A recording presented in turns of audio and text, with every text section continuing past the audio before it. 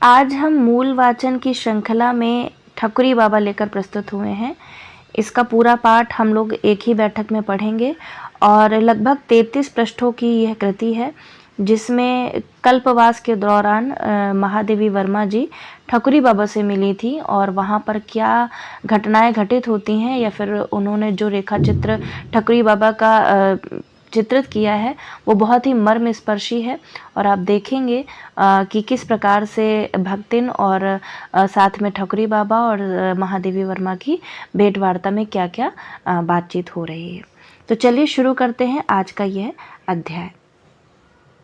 भक्तिन को जब मैंने अपने कल्पवास संबंधी निश्चय की सूचना दी तब उसे विश्वास ही ना हो सका। प्रतिदिन किस तरह पढ़ने आऊंगी, कैसे लौटूंगी, तांगे वाला क्या लेगा, मल्लाह कितना मांगेगा, आदि आदि प्रश्नों की झड़ी लगाकर उसने मेरी दूरदर्शिता प्रमाणित करने का प्रयत्न किया। मेरे संकल्प के विरुद्ध बोलना उसे और अधिक दृढ़ कर देना है।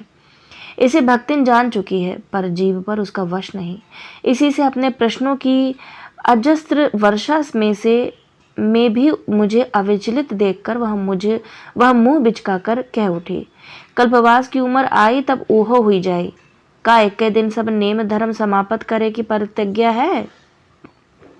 यह सब मैं नियम धर्म के लिए नहीं करती, यह भक्तिन को समझाना कठिन है। इसी से मैं उसे समझाने का निष्फल प्रयत्न करने की अपेक्षा मौन रहकर उसकी भ्रांति को स्वीकृति दे देती हूँ। मौन मेरी पराजय का चिन्ह नहीं, प्रत्युत वह जय की सूचना है। यह भक्तिन से छिपा नहीं। संभवतः इसी कारण वह मेरे प्रतिवाद से इतना नहीं घबराती जितना मौन से आतंकित होती है, क्योंकि प्रतिवाद के उपरांत तो मत परिवर्तन सहज है, पर मौन में इसकी कोई संभावना शेष नहीं रहती। अंत में भक्तिन जैसे मंत्री की सलाह और सम्मति के विरुद्ध ही सिरकी, बांस आदि के गट्ठर समुद्रकूप की सीढ़ियों के निकट एकत्र हो गए और मल्लाह मिलकर विश्वकर्मा का काम करने लगे। बीच में 10 फीट लंबी और उतनी ही चौड़ी साफ सुथरी कोठरी बनी और उसके चारों ओर 8 फीट चौड़ा बरामदा बनाया गया। उत्तर वाला बरामदा मेरे पढ़ने लिखने के लिए निश्चित हुआ और दक्षिण में भक्तिन ने अपने चौके का साम्राज्य फैलाया। पश्चिम वाले बरामदे में उसने सत्तू, गुड़ आदि रखने के लिए सीका टांगा और धोती कथरी आदि टांगने के लिए अलगनी बांधी। कोठरी का द्वार जिसमें खुलता था वह अभ्यागतों के लिए बैठक खाना बना दिया गया। इस प्रकार सब बन चुकने का पर भक्तिन का टाट और मेरी शीतल पाटी, उसकी धुंधली लालटेन और मेरा पीतल के दीवट में झिलमिलाने वाला दिया, उसकी रांग जैसी बाल्टी और मेरी लपट जैसी चमकती हुई तांबे की कलछी, उसकी हल्दी, धनिया, आटा, दाल आदि की भौतिकता से भरी मटकियां और मेरे न जाने कब के पुरातन तथा सूक्ष्म ज्ञान से अपूर्ण संस्कृत ग्रंथ आदि से वह पर्णकुटी एकदम बस गई। तब भक्तिन का और मेरा कल्पवास आरंभ हुआ। हमारे आसपास और भी न जाने कितनी पर्णकुटियां थीं, पर वे काम चलाओ भर कहीं जाएंगी। किसी समय इस कल्पवास का कितना महत्व रहा होगा, इसका अनुमान लगाने के लिए इसका आज का समारोह भी पर्याप्त है। संभवतः उस समय देश के विभिन्न खंडों में रहने वाले व्यक्तियों के मिलने, उनके पारस्परिक परिचय, विचारों के आदान प्रदान तथा सांस्कृतिक समन्वय का यह महत्वपूर्ण साधन रहा होगा। ये नदियां इस देश की रक्तवाहिनी शिराओं के समान जीवनदायक रही होंगी। इसी से इनके तट पर इस प्रकार के सम्मेलनों की स्थिति स्वाभाविक और अनिवार्य हो गई हो तो आश्चर्य नहीं। आज इस संबंध में क्या और क्यों तो हम भूल चुके हैं, पर बिना जाने लीक पीटना धर्म बन गया है। मुझे इस कल्पवास का मोह है, क्योंकि इस थोड़े समय में जीवन का जितना विस्तृत ज्ञान मुझे प्राप्त हो जाता है उतना किसी अन्य उपाय से संभव नहीं, और जीवन के संबंध में निरंतर जिज्ञासा मेरे स्वभाव का अंग बन गई है। गर्मियों में जहां तहां फेंकी हुई आम की गुठली जब वर्षा में जम आती है तब उसके पास मुझसे अधिक सतर्क माली दूसरा नहीं रहता। घर के किसी कोने में चिड़िया जब घोंसला बना लेती है तब उसे मुझसे अधिक सजग प्रहरी दूसरा नहीं मिल सकता। मेरे चारों ओर न जाने कितनी जंगली पेड़ पौधे, पक्षी आदि मेरे सामान्य जीव प्रेम के कारण ही पनपते जीते रहते हैं। जिसका दूध लग जाने से आंख फूट जाती है। बस वह थूहर भी मेरे प्रयत्न लगाए आम के पार्श्व में गर्व से सिर उठाए खड़ा रहता है। धस कर ना निकलने वाले कांटों से जड़ा हुआ भटकटैया सुनहले रेशम के लच्छों में ढके और उजले कोमल मोतियों से जड़े मक्का के भुट्टे के निकट साधिकार आसन जमा लेता है। न जाने कितनी बार सर्दी में ठिठुरते हुए पिल्लों की टिमटिमाती आंखों के अनुनय ने मुझे उन्हें घर उठा ले आने पर बाध्य किया है। पानी से निकाले हुए जाल में मछलियों की तड़प, पक्षियों के व्यापारी के संकीर्ण पिंजड़े में पंखों की फड़फड़ाहट, लोहे की काली कटघरे जैसी गाड़ी में बंदी और हांफते हुए कुत्तों की करुण विवशता ने मुझे न जाने कितने विचित्र कामों के लिए प्रेरणा दी है। ऐसा सनकी व्यक्ति मनुष्य जीवन के प्रति निर्मोही हो तो आश्चर्य की बात होगी, पर उसकी सुख दुख जीवन मृत्यु आदि के संबंध में बहुत कुछ जानने की इच्छा का सीमातीत हो जाना स्वाभाविक है। मेरी स्वाभाविकता का अस्वाभाविक भार भक्तिन ही को उठाना पड़ता है। घोंसले से गिरे हुए कूड़े करकट को फेंकने के उपरांत पवित्र होकर वह सूर्य को अर्घ्य देने खड़ी हुई कि पिल्ले ने आंगन गंदा कर दिया। उसे भी धोने के उपरांत फिर स्नान करके वह शिव जी पर जल चढ़ाने चली कि भिखारी को सत्तू गुड़ देने का आदेश हुआ। वह इस कर्तव्य को भी पूरा करने के उपरांत नाक बंद कर जप करने बैठी कि मैं किसी बीमार को देखने जाने के लिए प्रस्तुत हो उसे पुकारने लगी।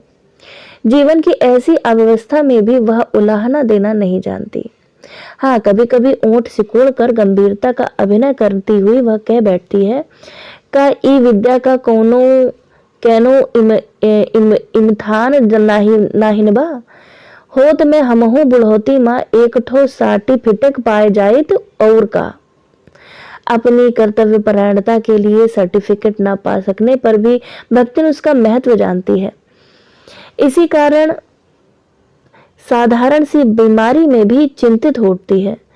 हम मर जाब तो इनकर का होई, कौन बनाई खियाई, कौन इनकर ई अजाब घर देखी सुनी। भक्तन को मृत्यु की चिंता करते करते मेरे अजायब घर की व्यवस्था के लिए उद्विग्न देखकर किसे हंसी नहीं आवेगी। धर्म में अखंड विश्वास होने के कारण भक्तन के निकट कल्पवास बहुत महत्वपूर्ण है, पर वह जानती है कि मेरी भानुमति का कुनबा जोड़ने की प्रवृत्ति उसे मोहमाया के बंधन तोड़ने का अवकाश ना देगी। गांव के मेले से लेकर कल्पवास तक सब मेरे लिए पाठशाला है, पर इनमें मैं मोह बढ़ाना ही सीखती हूँ, विराग साधन नहीं। संक्रांति के एक दिन पहले संध्या समय जब मैं योग दर्शन खोलकर बैठी तब बिरल बदलियां बिजली के तार में गुद कर सघन होने लगी। भक्तों ने चूल्हा सुलगाया ही था कि ग्रामीण यात्रियों का एक दल उस ओर के बरामदे के भीतर आ घुसा। मेरे लिए परम अनुगत भक्तिन संसार के लिए कठोर प्रतिद्वंदी है। वह भला इस आकस्मिक चढ़ाई को क्यों क्षमा करने लगी। आंधी के वेग के साथ जब वह चौके से निकलकर ऐसे अवसरों के लिए सुरक्षित शब्द बाणों का लाघव दिखाने लगी तब तो मेरा शीतल पाटी का सिंहासन भी डोल गया। उठकर देखा, एक वृद्ध के नेतृत्व में बालक, प्रौढ़, स्त्री, पुरुष आदि की सम्मिश्रित भीड़ थी। गठरी, मोटरी, बर्तन, हुक्का, चिलम, चटाई, पिटारा, लोटा, डोर सब गृहस्थ लादे फांदे यह अनिमंत्रित अभ्यागत मेरे बरामदे में कैसे आ घुसे, यह समझना कठिन था। मुझे देखकर जब भक्तिन की उम्र मुद्रा में अपराधी की रेखाएं उभरने लगी और उसका कड़कड़ाता स्वर एक हल्की कंपन में खो गया, तब संभवतः अभ्यागतों को समझते देर नहीं लगी कि मैं ही उस फूस सिरकी के प्रसाद की एक छत्र स्वामिनी हूँ। यूथप वृद्ध ने तो दो पग आगे बढ़कर परम शांत पर स्नेहसिक्त स्वर में कहा, बिटिया रानी का हम परदेसिन का ठहरे न देही, बड़ी दूर से पाए पिया दे चले आए थे, ये तो रैन बसेरा है, भोर भय उठ जाना रे का झूठ कहित है। हम तो बूढ़ बाढ़ मनई है, ऊपर समुंदर कूब के महाराज ठहरे बरे कहत रहे, जहां चढ़े उतरे की सांसत रही, नीचे कोनो टपरी माँ तिल धरे का ठिकाना ना हिनबा, अब दिया बाती की बिरिया कहाँ जाए कसत करी। वृद्ध के कंठस्वर और उसके कथन की आत्मीयता ने मुझे बलात् आकर्षित कर लिया। भक्तिन की दृष्टि में अस्वीकार के अक्षर पढ़कर भी मैंने उसे अनदेखा करते हुए कहा, आप यहीं ठहरे बाबा, मेरे लिए तो यह कोठरी ही काफी है, ना होगा तो भक्तिन खाना बाहर बना लिया करेगी, इतना बड़ा बरामदा है, आप सब आ जाएंगे, रैन बसेरा तो है ही। फिर जब मैं अपनी पुस्तकें और शीतल पाटी लेकर भीतर आ गई तथा दिया जलाकर पढ़ने बैठी, तब वे अपने अपने रहने की व्यवस्था करने लगे। भक्तिन मेरे आराम की चिंता के कारण ही दूसरों से झगड़ती है, पर जब उसे विश्वास हो जाता है कि अमुक व्यक्ति या कार्य ने मुझे कष्ट पहुंचाना संभव नहीं, तब उसकी सारी प्रतिकूलता न जाने कहाँ गायब हो जाती है। भीड़ से मेरी शांति भंग हो सकती है, इस संभावना ने उसे जो कठोरता दी थी वह उस संभावना के साथ ही विलीन हो गई। वह सत्तू रखने के सीके के नीचे ईंट पत्थर का चूल्हा बनाकर कम से कम स्थान घेरने की चेष्टा करने लगी, जिससे उन आक्रमणकारियों को सुख से बस जाने का अवकाश मिल सके। उस रात तो मुझे उस नए संसार की व्यवस्था देखने का अवसर न प्राप्त हो सका। दूसरे दिन संक्रांति की छुट्टी थी।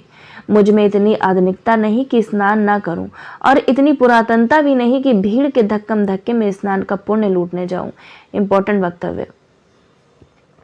सो मैं मुंह अंधेरे ही भक्तिन को जगाकर कोहरे के भारी आवरण के नीचे करवट बदल बदल कर अपने अस्तित्व का पता देने वाली गंगा की ओर चली। जब लौटी तब कोहरे पर सुनहली किरणें ऐसी लग रही थी जैसे सफेद अंबरेवा की चादर पर सोने के तारों की हल्की जाली टांग दी गई हो। समुद्रकूप की सीढ़ियों के दक्षिण ओर बनी हुई मेरी बड़ी पर कोलाहल शून्य पर्णकुटी आज पहचानी ही नहीं जाती थी। उसके नीचे बसी हुई अस्थिर सृष्टि को देखकर जान पड़ता था कि किसी प्रशांत साधक के किसी असावधान श्वास के साथ इच्छाओं की चंचल भीड़ उसके निरीह हृदय के भीतर घुस पड़ी हो। निकट पहुंचकर मैंने अपनी कुटी की शांति भंग करने वालों का अच्छा परीक्षण किया। वृद्ध महोदय ने सेनानी के उपयुक्त आडंबर के साथ मेरे पढ़ने के बरामदे में अधिकार जमा लिया था। फटी और अनिश्चित रंग वाली दरी और मटमैली दुसूती का बिछौना लिपटा हुआ धरा था। उसके पास ही रखी हुई एक मैले फटे कपड़े की गठरी उसका एकाकीपन दूर कर रही थी। लाल चिलिम का मुकुट पहने नारियल का काला हुक्का बांस के खंभे से टिका हुआ था। टूल की गोट वाला काला सुरती का बटुआ दीवार से लटक रहा था। खंभे और दीवार से बंधी डोरी की अरगनी पर एक धोती और रुई भरी काली मिर्जई स्वामी के गौरव की घोषणा कर रही थी। निरंतर तेल स्नान की से स्निग्ध लाठी का गांठ गठीलापन भी चिकना जान पड़ता था। पैताने की ओर यत्न से रखी हुई काठ और निवाड़ से बनी खटपटी कह रही थी कि जूते के अछूतपन और खड़ाऊ की ग्रामीणता के बीच से मध्य मार्ग निकालने के लिए ही स्वामी ने उसे स्वीकार किया है। सारांश यह है कि मेरी पुस्तकों के समारोह को लज्जित करने के लिए ही मानो बूढ़े बाबा ने इतना आडंबर फैला रखा था। वे संभवतः दतौन के लिए नीम की खोज में गए हुए थे। इसी से मैंने भेदिये के समान तीव्र दृष्टि से उनकी शक्ति के साधनों की नापजोख कर ली। बरामदे की दूसरी ओर का जमघट कुछ विचित्र सा था। एक सूरदास समाधिस्थ जैसे बैठे थे। उनके मुख के चेचक के दाग दृष्टि के जाने के मार्ग की ओर संकेत करते जान पड़ते थे। श्याम और दुर्बल शरीर में कंठ की उभरी नसों का तनाव बताता था कि वे अपनी विकलांगता का बदला कंठ से चुका लेना चाहते हैं। सिरके की टट्टी बांधते समय बांस का एक कोना कुछ बढ़कर खूंटी जैसा बन गया था। इसी से एक चिकारा और एक जोड़ा मंजीरा लटक रहा था। सामान में एक चादर टाट और ऐसी लुटिया भरी थी जिसके किनारे घिसते घिसते टेढ़े मेढ़े और पैने हो गए थे।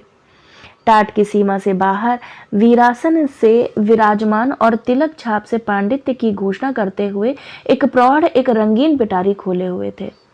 रूप रंग में वह पिटारी शालग्राम या शंकर का बंदी ग्रह जान पड़ती थी और संभवतः देवता का भार हल्का करने के लिए वे उन पर लदे चंदन घिसने के पत्थर और चंदन की अध घिसी मुठिया बाहर निकाल रहे थे। राम नामी चादर के एक टुकड़े पर जो पोथी पत्रा धरा था उसमें सबसे ऊपर हनुमान चालीसा का शोभित होना प्रकट कर रहा था कि उनके देवत्व को नित्य भूत प्रेतों की आसुरी माया से लोहा लेना पड़ जाता है। टाट का एक खूंट दबाकर ठंडी बालू में बैठने का कष्ट भूलने का प्रयत्न करते हुए दो किशोर बालक अनेक छेदों से चित्रित एक काली कमली में सिकुड़े बैठे थे। उनमें एक की दृष्टि छप्पर से लटकती हुई संभवतः सत्तू गुड़ जैसे मिष्ठानों की गठरी को हिप्नोटाइज कर रही थी और दूसरा चकित के समान पंडित के क्रियाकलाप का तत्व समझने में लगा हुआ था। एक और अधेड़ बाहर बैठकर धूप ले रहा था। एक पुरानी और झीनी चादर ने उसके दुबले शरीर के ढांचे को छिपा रखा था, पर नोकदार कंधों का आभास और भरी नसों वाले सूखे हाथ सच्ची कथा कह देते थे। कीचड़ से भरी हुई बेवाइयों से युक्त पैर कंकाल शेष शरीर से पुष्ट जान पड़ते थे। मुख पर झुर्रियों के अक्षरों में भाग्य ने अनाड़ी बालक के समान इतना लिखा था कि अब उसका तात्पर्य पढ़ना कठिन था। स्त्रियों के डिपार्टमेंट की आर्थिक स्थिति भी इससे कुछ अधिक अच्छी नहीं जान पड़ी। बड़ी सी गठरी के सहारे दो वृद्धाएं सुमरनी लिए ठड़ी जमीन पर बैठी थीं, जिनमें एक ऊँग रही थी और दूसरी अपने आसपास बसी सृष्टि के प्रति अनावश्यक चौकन्नी लगती थी। उंगने वाली के पैरों में कसे हुए गोल चिकने कड़े और हाथ में चांदी की एक चपटी चूड़ी उसके मुंडित मुंड के भीतर छिपकर बसी हुई श्रृंगार प्रियता का पता देते थे। दूसरे के गले में बंधे काले डोरे में पिरोए रुद्राक्ष के दो बड़े बड़े मनके स्त्री की आभूषण परंपरा का पालन मात्र जान पड़ते थे। एक की आंखें माढ़े से धुंधली, नाक ठुड्डी पर झुकी हुई और मुख के भाव में एक करुण उदासीनता थी, पर कानों को धोती से बाहर निकाले और ओठों को खोलती बंद करती हुई दूसरी अपनी छोटी काली आंखों को घुमाकर तथा छोटी नाक के गोल नथनों को फुलाकर मानो चारों ओर बिखरे हुए रूप रस गंध शब्द की खोज खबर ले रही थी। निकट ही रखा एक बड़ा काशी फल और उससे टिका हुआ हंसिया दोनों विरागी हृदयों का भोजन के प्रति राग प्रकट कर रहा था, और ऊपर छप्पर से बंधी रस्सी की फांसी में झूलती हुई काली घी की हंडिया अपने चमकदार चिकनेपन से उन दोनों के बाह्य रूखेपन का विरोध कर रही थी। सफेद बूटेदार काली पुरानी धोती पहने हुए जो अधेड़ स्त्री कोने में लोटे से खोली हुई डोर की अरगनी बांधने में व्यस्त थी, उसे मैं नहीं देख सकी, पर अरगनी पर गुदड़ी बाजार लगाने के लिए जो फटे पुराने कपड़े संभाले खड़ी थी, उसने मेरे ख्याल को विशेष रूप से आकर्षित कर लिया। लाल किनारी की मटमैली धोती का नाक तक खींचा हुआ घूंघट ही उसे विशेषता नहीं देता। हाथ की मोटी कच्ची शरबती रंग की चूड़ियां और पांव के कुछ ढीले पतले कड़े तथा दो दो बिछुए भी उसकी भिन्न सामाजिक स्थिति का परिचय दे रहे थे। घूंघट से बाहर निकले मुख के अंश की बेडौल चौड़ाई और उसमें व्यक्त सौम्य भाव में कुछ ऐसी खींचखांच थी कि न आंख उसे सुंदर कहती थी, न मन उसे कुरूप मानता था। उसके एक ओर जो सांवली किशोरियां एक बड़े पिटारे में न जाने क्या खोज रही थी, उनके गोल मुखों पर झूलती हुई उलझी रूखी और मैली लटे मानो दरिद्रता की कथा के अक्षर थी। दूसरी ओर फटी दरी के टुकड़े पर एक काली कलूटी बालिका फटा और तंग कुर्ता पहने सो रही थी। उसका बीच बीच में कांप उठना सर्दी और नींद के संघर्ष की तीव्रता बताता था। एक अन्य बालक खंबे से टिककर बैठा हुआ आंखें मल मल कर रोने की भूमिका बांध रहा था। कुर्ते के अभाव में उसे एक पुराने धारीदार अंगोछे का परिधान मिल गया था, पर उसका ऊपर टंगी हंडिया और नीचे रखी गठरी को देख देखकर रोना प्रकट करता था कि भीतर की शीत की मात्रा बाहर की शीत से अधिक हो गई है। पूर्व के कोने में पड़े हुए पुआल का गट्ठा और उस पर सिमटी हुई मैली चादर की सिकुड़न कह रही थी कि सोने वालों ने ठंड से गठरी बनकर रात काटी है।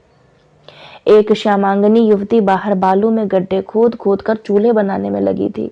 कुछ गोलाई लिए हुए लंबे रूखे और उभरी हड्डियों वाले मुख पर छोटी नथ हिल कर कभी ओंठ कभी कपोल का ऊपरी भाग छू लेती थी। सफेद बूटीदार लाल लहंगे की काली गोट फट कर जहां तहां से उधड़ रही थी। पीली पुरानी ओढ़नी में से व्यक्त शरीर की दुर्बलता को जल्दी जल्दी बालू निकालने में लगे हुए हाथों का फुर्तीलापन छिपा लेता था।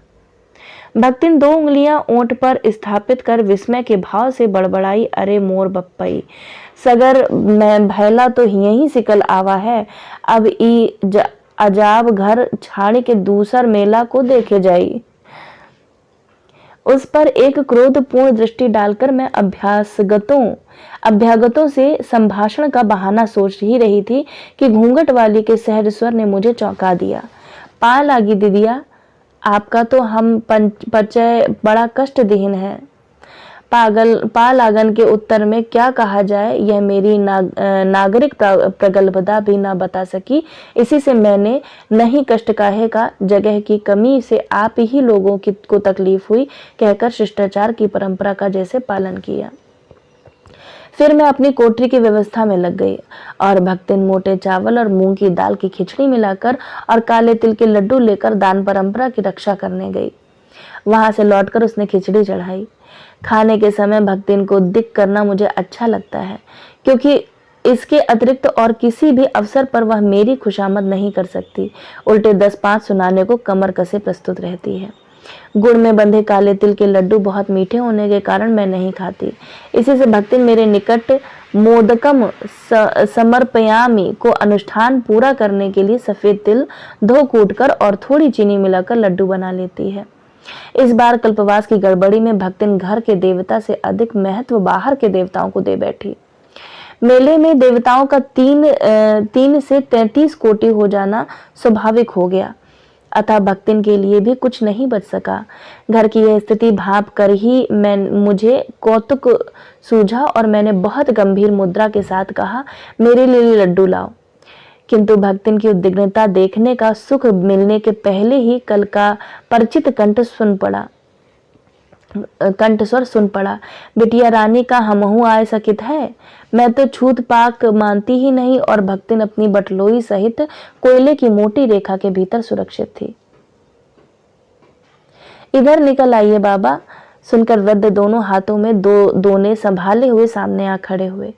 सिर का अग्रभाग खलवाट होने के कारण चिकना चमकीला था, पर पीछे की ओर कुछ सफेद केशों को देखकर जान पड़ता था कि भाग्य की कठोर रेखाओं से सभीत होकर वे दूर जा छिपे हैं।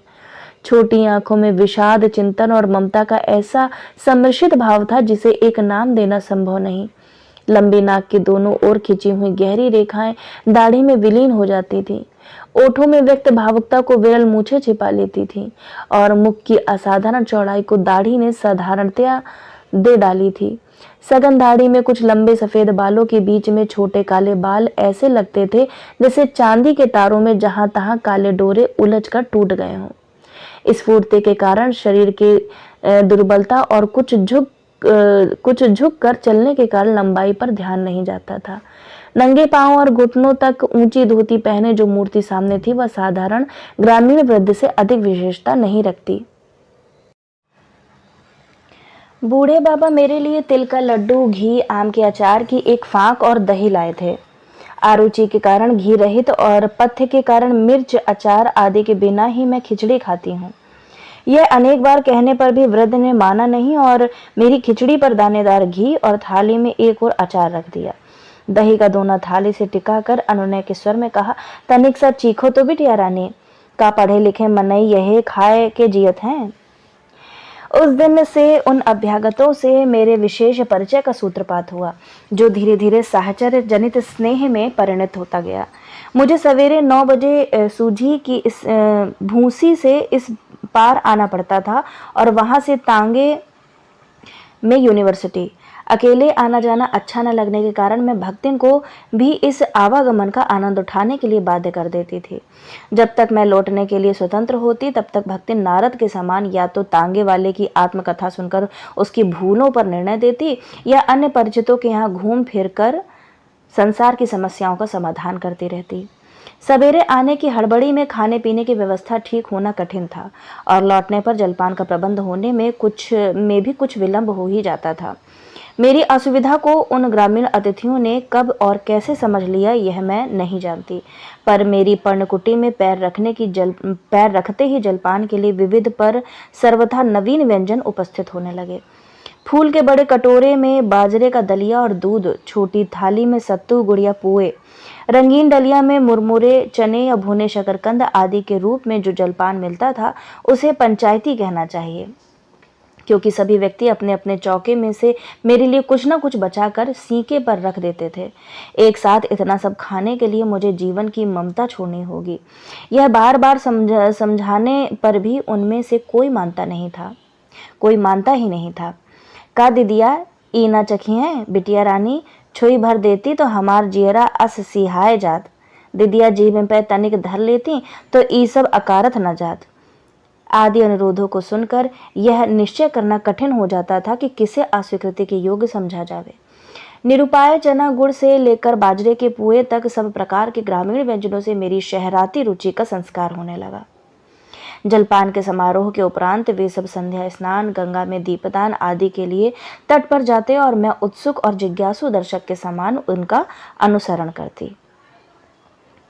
कल्पवासी एक ही बार खाते और माघ के कड़कड़ाते जाड़े में भी आग न तापने के नियम का पालन करते। इन नियमों के मूल में कुछ तो लकड़ी का महंगापन और अन्न का अभाव रहता है और कुछ तपस्या की परंपरा। पर मुझे सर्दी में अलाव जलता हुआ देखना अच्छा लगता है। लकड़ी कंडों का अभाव तो था ही नहीं, बस पर्णकुटी के बाहर बड़ा सा ढेर लगाकर मैं होली जलाती और अतिथियों की गृहस्थी के साथ आई हुई एक पुरानी मचिया पर बैठकर तापती। उनके बच्चे जो कल्पवास के कठोर नियमों से मुक्त थे और मेरी भक्तिन जिसका कल्पवास परलोक से अधिक इस लोक से संबंध रखता था, आग के निकट बैठकर हाथ पैर सेकते। सच्चे कल्पवासी अपने और आग के बीच में इतना अंतर बनाए रखते थे जितने में पाप पुण्य का लेखा जोखा रखने वाले चित्रगुप्त महोदय धोखा खा सके। इस विचित्र सम्मेलन का कार्यक्रम भी वैसा ही अनोखा था। कोई भजन सुनाता, कोई पौराणिक कथा कहता, कभी किंवदंतियों के नए भाष्य होते, कभी लोक चर्चा पर मौखिक टीकाएं रची जाती। कबीर के रहस्यमय उलटवासियों से लेकर अच्छा बैल खरीदने के व्यवहारिक नियम तक सब में उन ग्रामीणों की अच्छी गति थी। इसी से उनकी संगति न एक रस जान पड़ती थी न निरर्थक। इस संपर्क के कारण ही मैं उनकी जीवन कथा से भी परिचित होती गई। बूढ़े ठकुरी बाबा भाट वंश में अवतीर्ण होने के कारण कवि और कवि होने के कारण मेरे सजातीय कहे जा सकते हैं। कौन से वंश के थे? भाट वंश के। आधुनिक युग में भाट चारणों के कर्तव्य और आवश्यकता में बहुत अंतर पड़ चुका है। इसी से न कोई उनके अस्तित्व को जानता है और न उनके कवित्व व्यवसाय का मूल्य समझता है। अब तो उनका पैतृक धंधा व्यक्तिगत मनोविनोद मात्र रह गया है। समय के प्रवाह को देखकर ही ठकुरी बाबा के पिता ने तुकबंदी के लिए मिली हुई प्रतिभा का उपयोग साधारण किसान बनने के लिए किया और अपनी दिवंगता प्रथम पत्नी के दोनों सुयोग्य पुत्रों को भी नीति शास्त्र में पारंगत बनाकर भावुकता के प्रवेश का मार्ग ही बंद कर दिया। दूसरी नवोढ़ा पत्नी भी जब परलोकवासिनी हुई तब उसका पुत्र अबोध बालक था, पर पिता ने प्रिय पत्नी के प्रति विशेष स्नेह प्रदर्शन के लिए उसे साक्षात कौटिल्य बनाने का संकल्प किया। इस शुभ संकल्प की पूर्ति के लिए जैसा भगीरथ प्रयत्न किया गया, उसे देखते हुए असफलता को देवी ही कहा जाएगा। संभवतः पति की नीति भत्ता से भागकर परलोक में शरण पाने वाली मां पुत्र को बचाने के लिए उस पर भावुकता की वर्षा करने लगी हो सकता है कि कौटिल्य ने दूसरे कौटिल्य की संभावना से कुपित होकर उसकी बुद्धि भ्रष्ट कर दी हो, पर यह सत्य है कि हठी बालक ने अपना पराया तक नहीं सीखा। नीति के अन्य अंगों की तो चर्चा ही क्या। हताश पिता ने इस कठोर शिक्षा का भार बड़े पुत्रों पर छोड़कर जीवन से अवकाश ग्रहण किया। सौतेले भाई बड़े और गृहस्थी वाले थे, इसी से घर द्वार सब उन्हीं के अधिकार में रहा और छोटा भाई चाकरी के बदले में भोजन वस्त्र पाता रहा। उसका कवित्व भाइयों के लिए लाभप्रद ही ठहरा, क्योंकि कोई भी कला सांसारिक और विशेषतः व्यवसायिक बुद्धि को पनपने ही नहीं दे सकती और बिना इस बुद्धि के मनुष्य अपने आप को हानि पहुंचा सकता है, दूसरों को नहीं। जब जाट बिरादरी में छोटे भाई को अविवाहित रखने पर टिकड़ा टिप्पणी होने लगी, तब भाइयों ने उसका एक सुशील बालिका से गठबंधन कर दिया और भौजाइयों ने देवरानी को सेवक धर्म की शिक्षा देना आरंभ किया। दंपति सुखी नहीं हो सके यह कहना व्यर्थ है। दासों का एक से दो होना प्रभुओं के लिए अच्छा हो सकता है, दासों के लिए नहीं। एक ओर उसमें प्रभुता का विस्तार होता है और दूसरी ओर पराधीनता का प्रसार। स्वामी तो साम दंड भेद द्वारा उन्हें परस्पर लड़ाकर दासता को और दृढ़ करते रहते हैं और दास अपनी विवश झुंझलाहट और हीन भावना के कारण एक दूसरे के अभिशापों को विविध बनाकर उससे बाहर आने का मार्ग अवरुद्ध करते रहते हैं। देवर देवरानी मिलकर यदि गृहस्थी बसा लेते तो सेवा का प्रश्न कठिन हो जाता। इसी से भौजाइयां नई बहू की चुगली करके उसे पति के निकट अपराधिनी के रूप में उपस्थित करने लगी। पत्नी की निर्दोषिता के संबंध में पति का मन विश्वास और अविश्वास के हिंडोले में झोंके खाता था, पर न उसने अपने विश्वास को प्रकट करके वधू को सांत्वना दी, न अविश्वास प्रकट करके अपने मन का समाधान किया। गर्वीली पत्नी भी अपनी ओर से कुछ न कहकर अविराम परिश्रम द्वारा मन का आक्रोश व्यक्त करने लगी। ठकुरी बेचारे कवि ठहरे। शुष्क यथार्थता उनकी भाव बोझिल कल्पना के घटाटोप में प्रवेश करने के लिए कोई रंध्र ही न पाती थी। कहीं बिरहा गाने का अवसर मिल जाता तो किसी के भी मचान पर बैठकर रात रात भर खेत की रखवाली करते रहते। कोई 12 मासा सुनने वाला रसिक श्रोता मिल जाता तो उसके बैलों का सानी पानी करने में भी हेठी न समझते। कोई आल्हा उदल की कथा सुनना चाहता तो मीलों पैदल दौड़े चले जाते। कहीं होली का उत्सव होता तो अपने कबीर सुनाने में भूख प्यास भूल जाते। अपनी इस काव्य वाचकता के कारण वे कोई और काम ठीक से न कर पाते थे। नागरिक शिष्ट समाज के समान कोई उन्हें 50 रुपया फीस देकर गलेबाजी के लिए नहीं बुलाता था। इसी से अर्थ की दृष्टि से कवि ठाकुर दीन सुदामा ही रह गए। किसी ने मैली पिछौरी के खूंट में थोड़ा सा तिल गुड़ बांधकर उदारता प्रकट की, किसी ने पथरौटी में सत्तू और पत्ते पर नमक के साथ हरी मिर्च रखकर आतिथ्य सत्कार किया, किसी ने सुलगे हुए कंडों पर 2 भौरियां सेकने का अनुरोध करके काव्य मर्मज्ञता का परिचय दिया। इन पुरस्कारों को पाकर ठकुरी प्रसन्न न थे, यह कहना मिथ्यावाद होगा। उनकी काव्य जनित आकर्मण्यता, भाइयों की उपेक्षा, भौजाइयों के व्यंग्य और पत्नी की मर्म पीड़ा का कारण भी इसे भी वे नहीं जानते थे। कुछ वर्षों में पत्नी ने उन्हें एक कन्या का उपहार दिया, पर उसके उपरांत वह विश्राम और पथ्य के अभाव में प्रसूति ज्वर से पीड़ित हुई तथा उचित चिकित्सा के अभाव में 1.5 वर्ष की बालिका छोड़कर अपने कठोर जीवन से मुक्ति पा गई। ठकुरी बाबा की पत्नी की मृत्यु हो जाती है। कितने वर्ष की बालिका रहती है?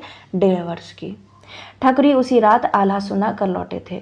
माता की मृत्यु का उन्हें स्मरण नहीं था। वृद्ध पिता की विदा ने उनके मर्म को छेदा नहीं था, पर यौवन के प्रथम प्रहर में सारे स्नेह बंधन तोड़ जाने वाली पत्नी ने उनके हृदय को हिला दिया। खारे आंसुओं ने आंखों का गुलाबीपन धोकर उन्हें जीवन दर्शन के लिए स्वच्छ बनाया। पत्नी को खोकर ही ठकुरी वास्तविक पति और पिता बन सके। घर में बालिका की उपेक्षा देखकर और उसके परिणाम की कल्पना करके वे अलगोजे पर बाध्य हुए तथा घर की व्यवस्था के लिए अपनी बूढ़ी मौसी को लिवा लाए।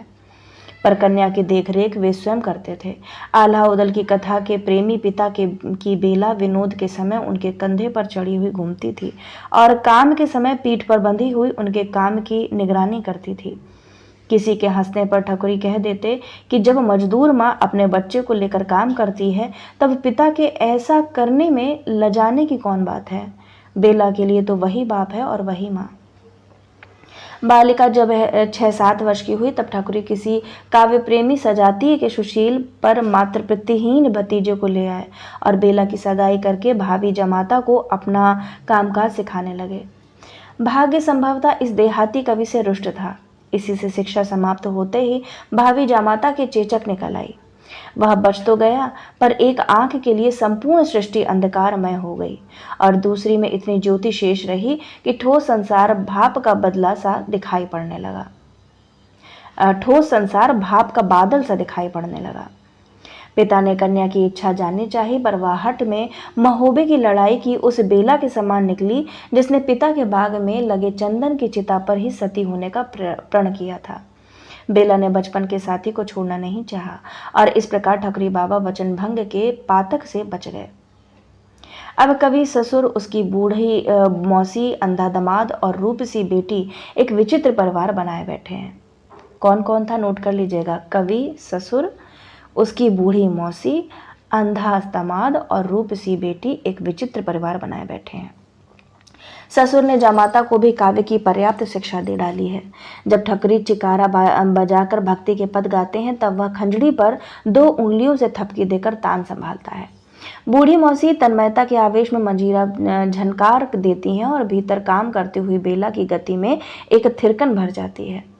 घर में एक मुर्रा भैंस, 2 पछाही गाय और एक हल की खेती होने के कारण जीवन यापन का प्रश्न विशेष समस्या नहीं उत्पन्न करता। यह विचित्र परिवार हर वर्ष माघ के मेले के अवसर पर गंगा तीर कल्पवास करके पुण्य पर्व मनाता है। इसके साथ गांव के अन्य भक्तगण भी खींचे चले आते हैं। ठाकुरी बाबा तो सबको अपना अतिथि बनाने को प्रस्तुत रहते हैं, पर कल्पवास में दूसरे का अन्न खाने वालों को विनिमय में अपना पुण्य फल दे देना पड़ता है। इसी से वे सब अपनी अपनी गठरी मुठरी में खाने पीने का सामान लेकर घर से निकलते हैं, पर वस्तु का विनिमय वर्ज्य नहीं माना जाता, चाहे विनिमय वाली वस्तुओं में कितनी ही असमानता क्यों ना हो। आवश्यकता और नियम के बीच में वे सरल ग्रामीण जैसा समझौता करा देते हैं, उसे देखकर हंसी आए बिना नहीं रहती। कोई गुड़ की एक डली रखकर ठकुरी बाबा से आध सेर आटा ले जाता है, कोई 4 मिर्च देकर आलू शकरकंद का फलाहार प्राप्त कर लेता है, कोई पत्ते पर तोला भर दही रखकर कटोरा भर चावल नापता है, कोई धूप के लिए रत्ती भर घी लेकर लुटिया भर दूध चाहता है। ठकुरी बाबा को देने में एक विशेष प्रकार की आनंदानुभूति होती है। इसी से वे स्वयं पूछ पूछ कर इस विनिमय व्यापार को शिथिल होने नहीं देते। वे भावुक और विश्वासी जीव हैं। चिकारा हाथ में लेते ही उनके लिए संसार का अर्थ बदल जाता है। उनकी उदारता, सहज सौहार्द, सरल भावुकता, याद रखिएगा जो चिकारा शब्द आया है ना, ये एक बजाने का यंत्र है, ठीक है। चिकारा, सरल भावुकता आदि गुण ग्रामीण जीवन के लक्षण होने पर भी अब वहां सुलभ नहीं रहे। वास्तव में गांव का जीवन इतना उत्पीड़ित और दुर्वह होता जा रहा है कि उसमें मनुष्यता को विकास के लिए अवकाश मिलना ही कठिन है।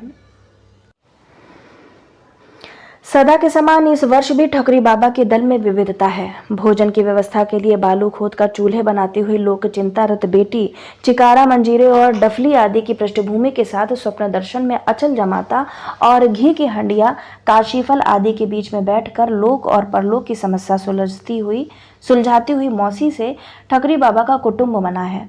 शेष मानो विभिन्न वर्गों और जातियों की सम्मिलित परिषद है। एक वृद्धा ठकुराइन है।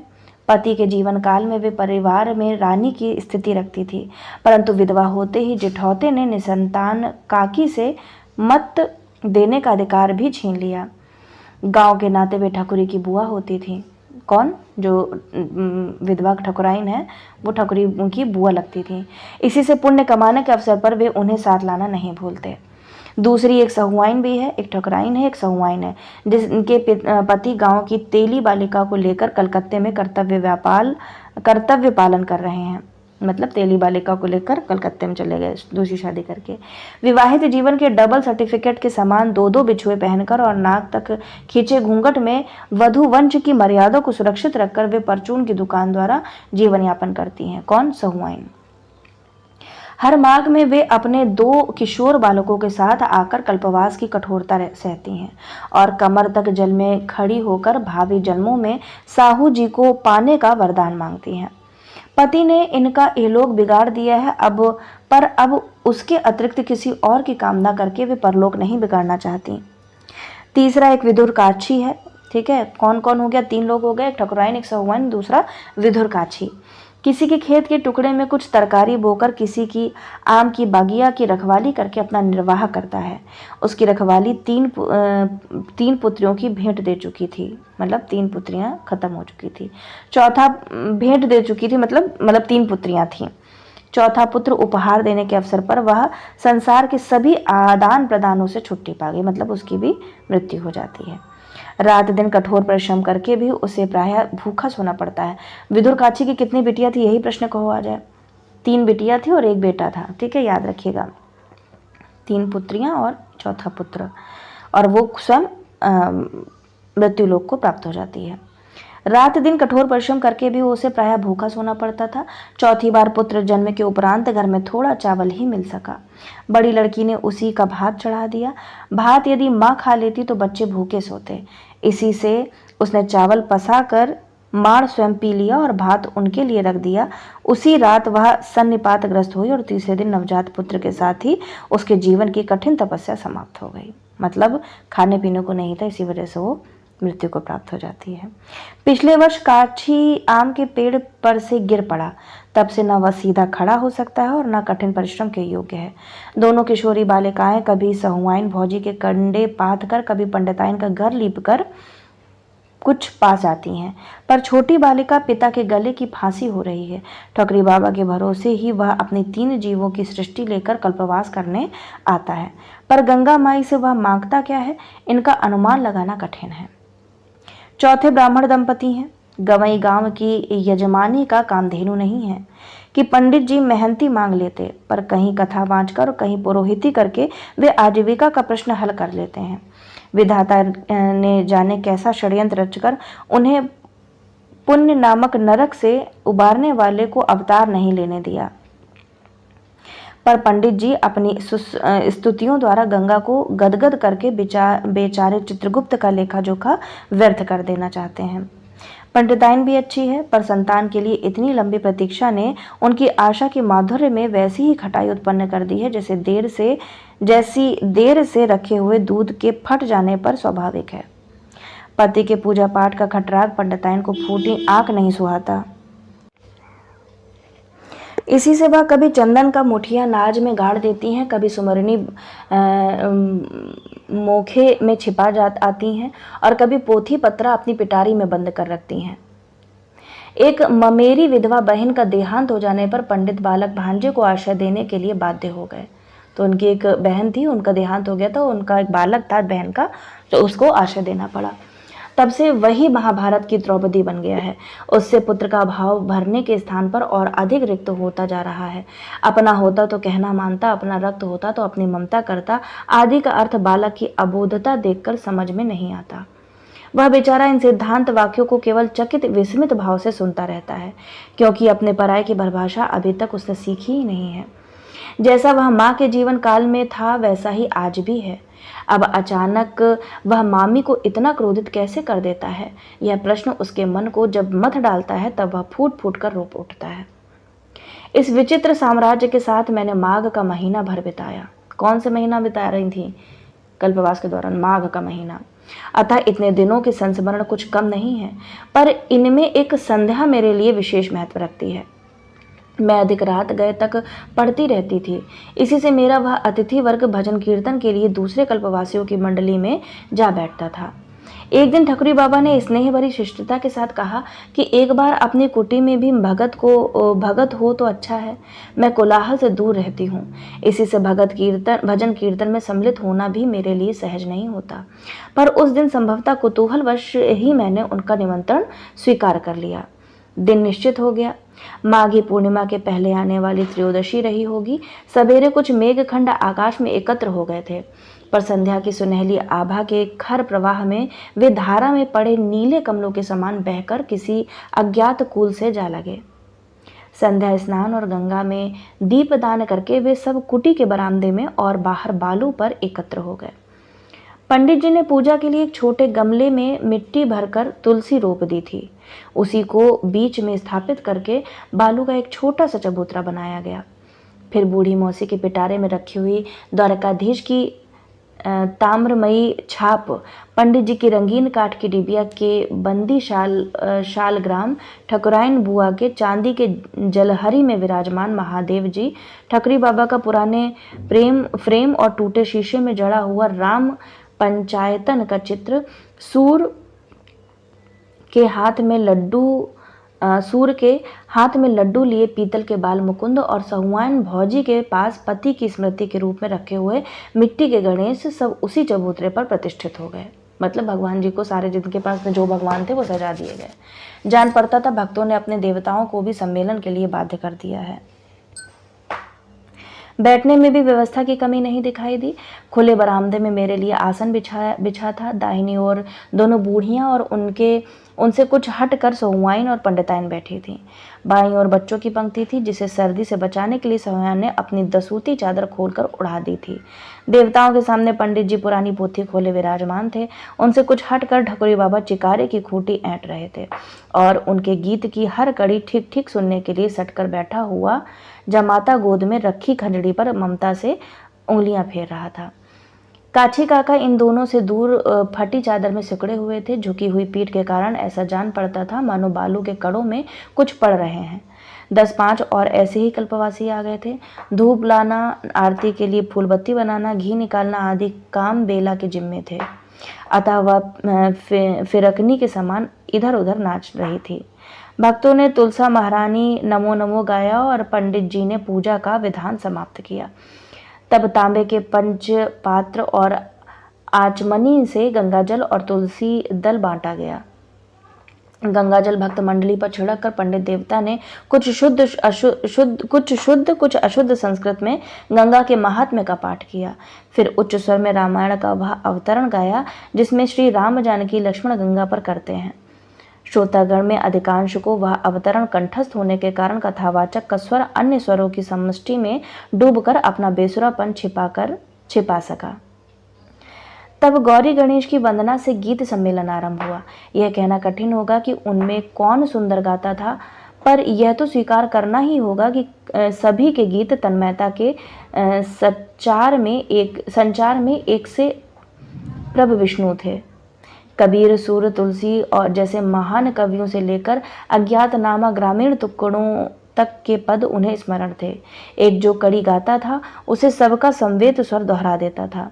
दबे पांव तट तक आकर फिर खिलखिलाती हुई सी लौटने वाली लहरें मानो अविराम ताल दे रही थीं। गायकों में क्रम था और गीतों में गाने वालों की अवस्था के अनुसार विविधता। सबसे पहले दो बूढ़ियों ने गाया। ठकरी बाबा की मौसी ने सो ठाड़े दो भैया सुरसरी तीर, तो ठकरी बाबा ने ये गाया।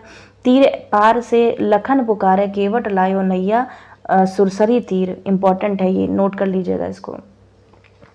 गाकर वनवासी राम का जो मार्मिक चित्र उपस्थित किया उसी के प्रतिकृति ठकुराइन की दक्षिण दिशा हैरे भरत सकारे आजो वैया मोरे राम पियारे। तो ये किसने गाया? ये ठकुराइन की ने गाया। दिवस गिनत मोरी पोरे खियानी मग जोवत थाके नैन के तारे आदि पंक्तियों में मिली। सांस भर आने के कारण रुक रुक कर गाए हुए गीत मानो हृदय के रस से भीग कर भारी हो गए थे। पंडिताइन के कहने लागे मोहन मैया मैया में यदि भाव का विस्तार था तो सहुआइन के चले गए गोकुल से बलवीरा चले गए, बिलखत ग्वाल विसूरत गौएं तलफत जमुना नीरा चले गए।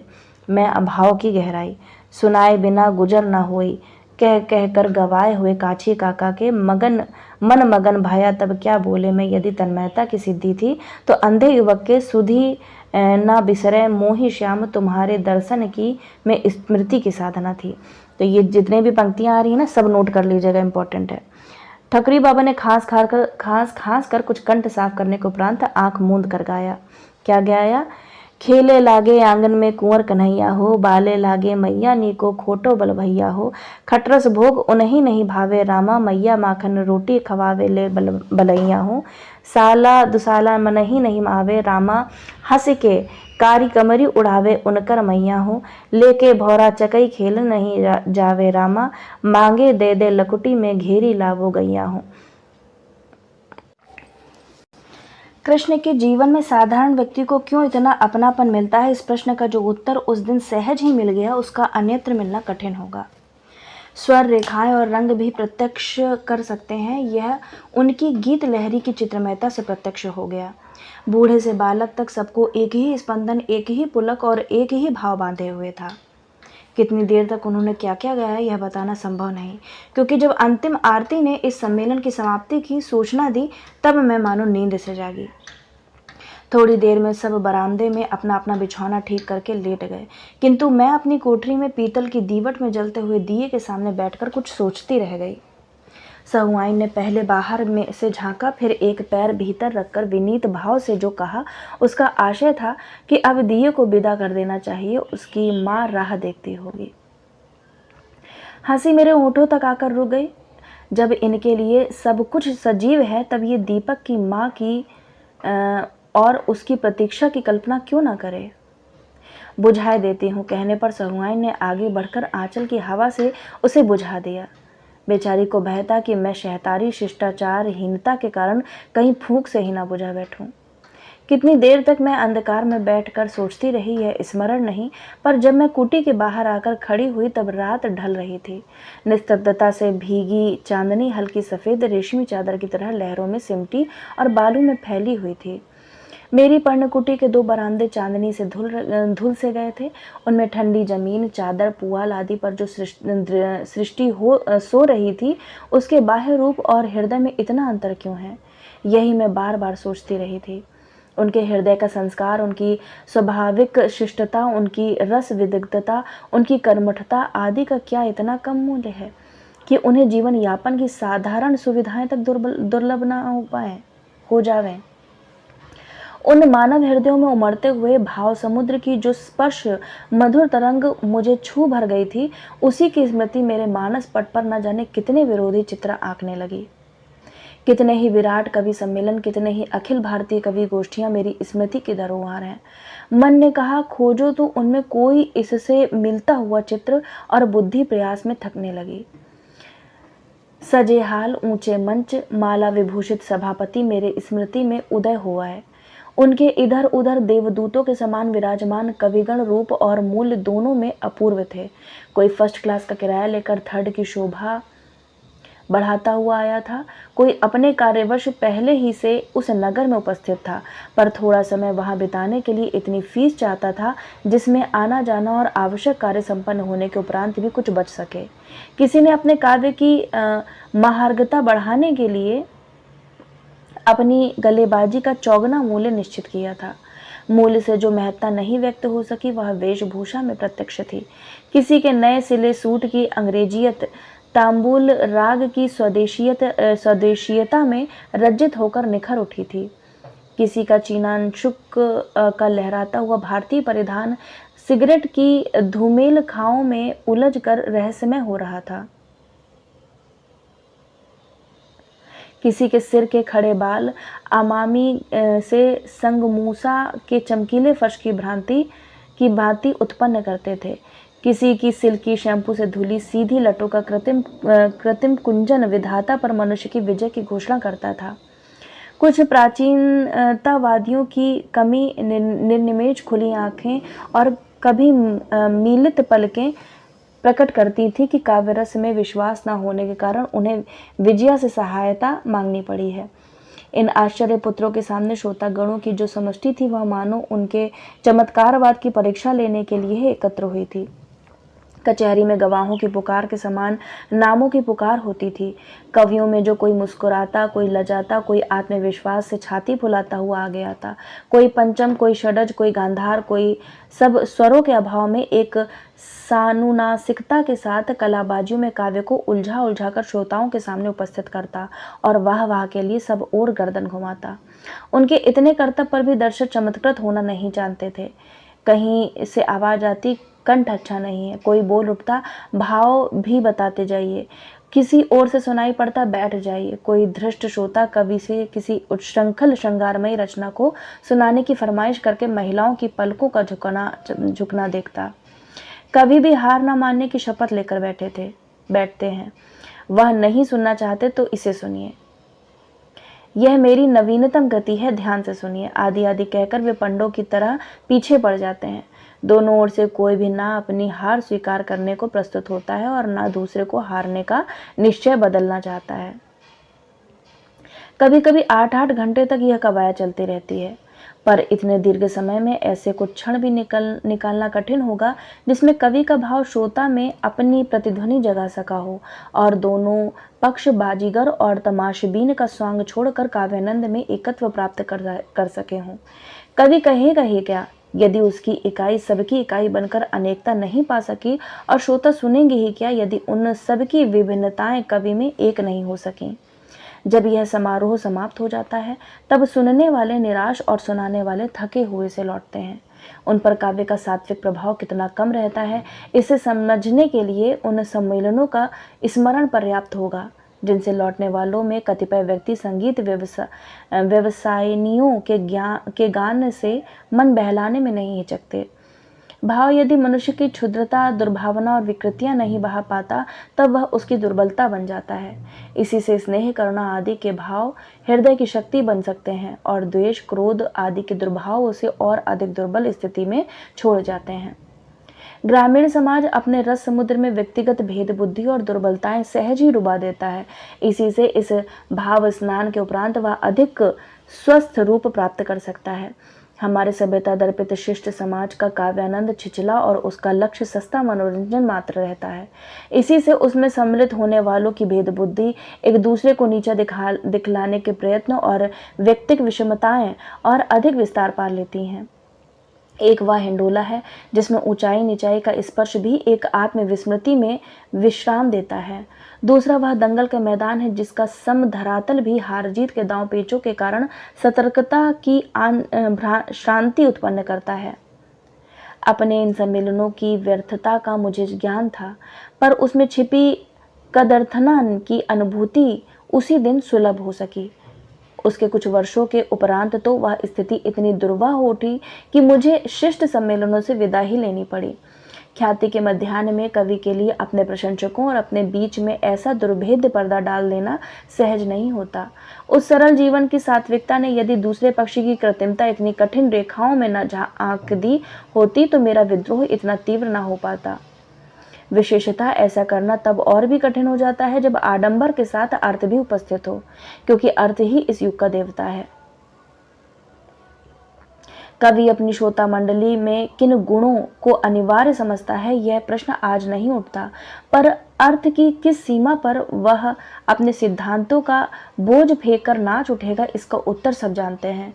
उसकी इच्छा अर्थ के क्षेत्र में जितनी मुक्त है, वह श्रोताओं की इच्छा का उतना ही अधिक बंदी है। जिस दरिद्र समाज ने इस व्यावसायिक आस्था के संबंध में मुझे नास्तिक बना दिया, उसे अब तक मेरी ओर से धन्यवाद भी नहीं मिल सका। जब ठकुरी बाबा और उनके साथी बसंत पंचमी का स्नान करके चले गए, तब जीवन में पहली बार मुझे कोलाहल का भाव अखरा। तब से अनेक माघ मेलों में मैंने उन्हें देखा है।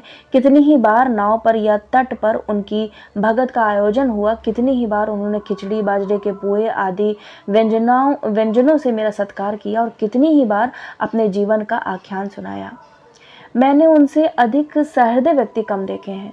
यदि यह वृद्ध यहाँ ना होकर हमारे बीच में होता तो कैसा होता, यह प्रश्न भी मेरे मन में अनेक बार उठ चुका है।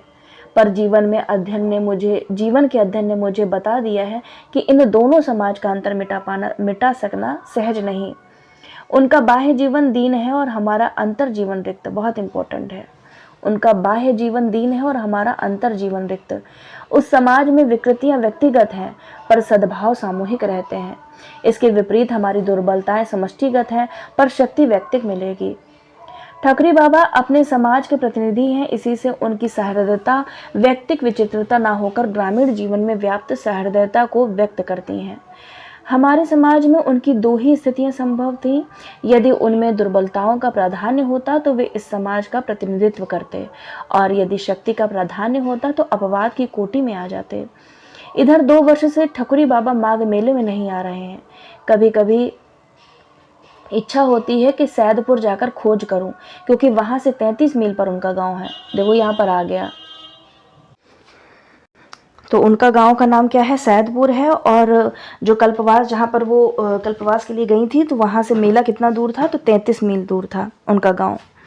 उनके कुछ पद मैंने लिख रखे हैं, जिन्हें मैं अन्य ग्राम गीतों के साथ प्रकाशित करने की इच्छा रखती हूँ। यदि ठकुरी बाबा से भेंट हो गई तो यह संग्रह और भी अच्छा हो सकेगा। यदि भेंट ना हो, यह प्रश्न हृदय के किसी कोने में उठता है अवश्य, पर मैं उसे आगे बढ़ने नहीं देती। ठकुरी बाबा जैसे व्यक्ति कहीं अपनी धरती का मोह छोड़ सकते हैं? पिछली बार जब वे आए थे तब कुछ शिथिल जान पड़ते थे। हाथ दृढ़ता के साथ चिकारा थामता था, पर उंगलियां तार के साथ कांपती थीं। पैर विश्वास के साथ पृथ्वी पर पड़ते थे, पर पिंडलियों की थरथराहट गति को डगमग कर देती थी। कंठ में पहले जैसा ही लोच था, पर कफ की घरघराहट उसे बेसुरा बनाती रहती थी। आंखों में ममता का वही आलोक था, पर समय ने अपनी छाया डालकर उसे धुंधला कर दिया था। मुख पर वैसी ही उन्मुक्त हंसी का भाव था, पर मानो धीरे धीरे साथ छोड़ने वाले दांतों को याद रखने के लिए ओठों ने अपने ऊपर स्मृति की रेखाएं खींच ली थीं। ये जो ठकुरी बाबा है, स्मृति की रेखाएं में ही संकलित है। ठीक है, याद रखिएगा। व्यक्ति समय के सामने कितना विवश है, समय को स्वीकृति देने के लिए भी शरीर को कितना मूल्य देना पड़ता है। तब ठकुरी बाबा की मौसी विदा ले चुकी थी। उनकी उपस्थिति ठकुरी बाबा के लिए इतनी स्वाभाविक हो गई थी कि अभाव की अस्वाभाविकता ने उन्हें एकदम चकित कर दिया होगा। एक बार भी उनके परिचय की सीमा में आ जाने वाला व्यक्ति ठकुरी बाबा का आत्मीय बन जाता है, तब जो इतने वर्षों तक आत्मीय रहा हो उसके महत्व के संबंध में क्या कहा जावे। मौसी के अभाव ने ठकुरी बाबा के हृदय में एक और चिंता भी जगा दी हो तो आश्चर्य नहीं। ऐसे ही एक दिन उनका अभाव बेला को सहना पड़ेगा और तब वह किस प्रकार जीवन की व्यवस्था करेगी यह सोचना स्वाभाविक कहा जाएगा। पर वे अपनी चिंता को व्यक्त कम होने देते थे। उनके स्वास्थ्य के संबंध में प्रश्नों करने पर उत्तर मिलता, अब चला चली के बिरिया निराय आई है बिटिया रानी, निराय आई है बिटिया रानी, पाके पातन की भली चलाई, जौन दिन झरी जाए तौन दिन सही। मैंने हंसी में कहा, तुम स्वर्ग में कैसे रह सकोगे बाबा, वहां तो ना कोई तुम्हारे कूटपद और उलटबासियां समझेगा और ना आल्हा उदल की कथा सुनेगा। स्वर्ग के गंधर्वों और अप्सराओं में तुम कुछ न जचोगे। ठकुरी बाबा का मन प्रसन्न हो आया। कहने लगे, सो तो हमहू जाने थे बेटिया, हम उहाँ अस शोर मचाओ कि भगवान की पुन धरती पर ढनकाए दे हैं। हम फिर धान रोपब, कियारी बनाओ, चिकारा बजाओ और तुम पचे का आल्हा उदल के कथा सुनाओ। सरग हमका न चाहिए, मुदा हम दूसरा नवा शरीर मांगे बरे जाब जरूर। ई ससुर तो बनाए के जर्जर हुईगा और वेगा उठे, चलत प्राण काया काहे कोई रोई राम। जितनी पंक्तियां हैं उनको नोट कर लीजिएगा। उस कल्पवास की पुनरावृत्ति ना हो सकी। हो सकता है इस बार अनुक्रम में ही पूछ लिया जाए, है ना। तो जितने हैं ये नोट्स, मैं इसी वजह से इतनी मेहनत करती हूँ कि आप नोट्स बना रहे होंगे, है ना। और सभी अभ्यर्थी विशेषतः ध्यान दें, जब भी मुम्मू गुलाचन कराती हूँ अपनी कॉपी और अपना पेन जरूर साथ में लेके बैठा करिए। जो भी इंपॉर्टेंट वक्तव्य आता है उसको सीरियल वाइज बनाइए, क्योंकि अब ये जो अनुक्रम वाला प्रश्न है ना, ये अच्छों को हालत खराब कर देता है, जितना भी आपने पढ़ाई कर रखी हो। उस कल्पवास की पुनरावृत्ति ना हो सकी। संभव है वे नया शरीर मांगने चले गए हों, पर धरती से उनका प्रेम इतना सच्चा, जीवन से उनका संबंध ऐसा अटूट है कि उनका कहीं और रहना संभव ही नहीं जान पड़ता। अथर्व के जो गायक अपने आप को धरती का पुत्र कहते थे, ठकुरी बाबा उन्हीं के सजाती कहे जा सकते हैं। इनके लिए जीवन धरती का वरदान काव्य उसके सौंदर्य की अनुभूति, प्रेम उसके आकर्षण की गति और शक्ति उसकी प्रेरणा का नाम है। ऐसे व्यक्ति मुक्ति की ऊंची से ऊंची कल्पना को दूब में खिले नीचे से नीचे फूल पर न्यौछावर कर दे तो आश्चर्य नहीं। ठकुरी बाबा की कथा लिखते लिखते रात ढल गई। जाती हुई चांदनी के पीछे आता हुआ प्रभात का धूमिल आभास ऐसा लगता है मानो उसी की छाया हो। किसी अलक्ष्य महाकवि के प्रथम जागरण छंद के समान पक्षियों का कलरव नींद की निस्तब्धता पर फैल रहा है।